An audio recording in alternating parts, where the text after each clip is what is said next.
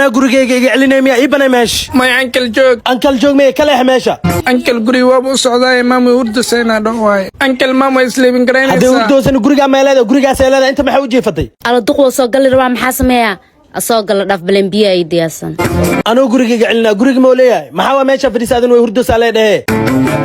ani maam disfanina balan biyo ku dhaqaaqno waay gurigaan xaq soo galay ii sheeg maxaa albaabku u xirtay albaabkina ay raam ka galnay fadhiisa ani ma asaas ugu la hadle fadhiisa duqyo wiilkay gacnino ii qaada isii dayamiya أنا ما يقول شيء قصله وسخدي ما أمتى مسلاب جريك سبب يا أبو داس كسينا قعنتي قبل تتوسق يو هذانا المجال كانوا يقول عيبيني وينو تعالى برا وهذا لا شق هذا قبست ألا أوديك وصحي شغفي على عد مقبل إن الجودي سود اللي معنا وضع